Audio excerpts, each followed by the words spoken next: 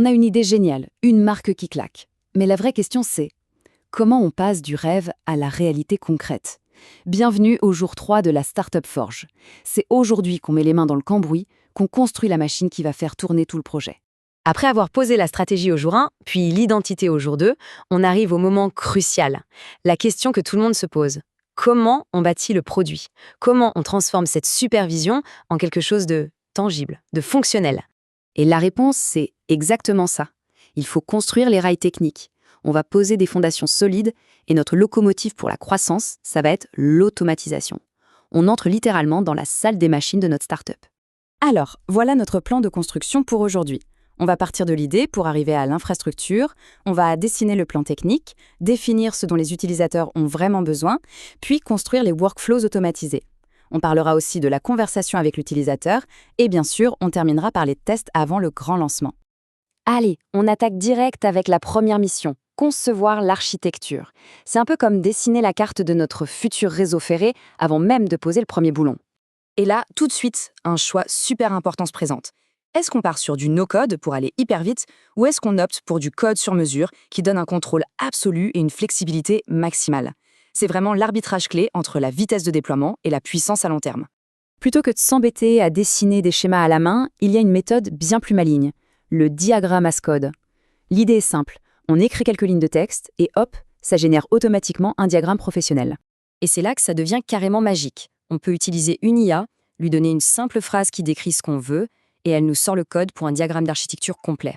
On ne parle plus en heures de travail, mais en secondes. Le gain de productivité est juste phénoménal. Ok, on a le plan de nos rails. Maintenant, il faut définir les destinations. Où vont aller nos trains? C'est exactement le rôle des user stories. Elles définissent les objectifs pour les utilisateurs. Alors, une user story, qu'est-ce que c'est? C'est tout simple. C'est une phrase qui explique une fonctionnalité, mais toujours du point de vue de l'utilisateur. Ça répond à 3 questions, qui, quoi et pourquoi. C'est ce qui permet à tout le monde, tech et non-tech, de parler le même langage. Le truc, c'est qu'on a souvent plein d'idées. Pour ne pas se noyer, on utilise la méthode Mosco. C'est super efficace pour faire le tri entre ce qui est vraiment indispensable, ce qui est important, ce qui serait sympa d'avoir et ce qu'on laisse de côté pour l'instant. Ça évite le piège classique du « tout est prioritaire ». Parfait. Maintenant, il est temps de passer à la vitesse supérieure et de construire nos TGV autonomes.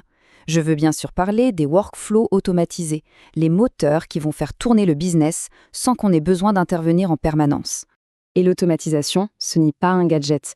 Ça résout des problèmes très concrets du quotidien. Prenez cet exemple. Un dirigeant toujours entre deux rendez-vous qui peut mettre à jour son outil de suivi client, son CRM, simplement en envoyant un message vocal sur Slack. C'est ça, la vraie puissance de l'automatisation. Alors, regardons comment ça marche sous le capot. Tout commence avec un déclencheur, ici, le message vocal. Derrière, des outils comme N8 prennent le relais. C'est visuel, c'est comme des Legos. On connecte une brique qui transcrit l'audio, une autre qui analyse le texte avec une IA, une troisième qui agit dans le CRM, et enfin, une dernière qui envoie une confirmation. Une vraie chaîne d'assemblage 100% automatisée. Bon, on continue. Prochaine étape, on va créer notre agent d'accueil en gare, celui qui va accueillir les visiteurs 24 heures sur 24, 7 jours sur 7. Je parle bien sûr d'un chatbot, mais un chatbot intelligent qui guide et qualifie les gens qui arrivent. Mais attention, un bon chatbot, ce n'est pas juste une question de code. Il y a des règles d'or à respecter. Il doit parler comme la marque, savoir quand il est dépassé et qu'il faut passer la main à un humain et surtout ne pas essayer de se faire passer pour ce qu'il n'est pas. Et pour que la conversation soit fluide, la meilleure approche, c'est l'arbre de décision. On cartographie simplement tous les chemins possibles de la conversation. Les questions, les réponses, les actions. Comme ça, on est sûr de ne laisser aucun visiteur dans une impasse. Voilà, nos fondations techniques sont posées.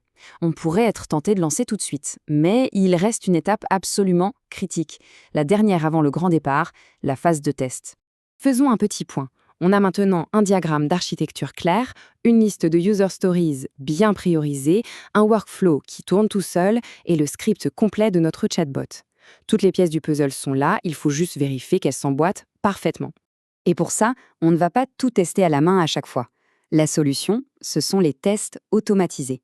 On utilise des outils qui vont lancer des scénarios et vérifier que tout fonctionne comme prévu en comparant les résultats réels à ce qu'on attendait. Et pourquoi s'embêter à automatiser les tests? Eh bien, les bénéfices sont énormes. On gagne un temps fou, On réduit les coûts sur le long terme, on améliore la qualité du produit et surtout on s'assure que tout est fiable et répétable. C'est la porte d'entrée vers le déploiement continu pour pouvoir livrer des nouveautés vite et bien. Ce processus nous met dans les meilleures conditions pour le jour 4, qui sera consacré au pitch et au lancement. Mais ça nous laisse avec une dernière question. Avoir construit une fondation solide, c'est une chose. Mais est-elle vraiment prête à affronter le monde réel, à accueillir ses premiers passagers ?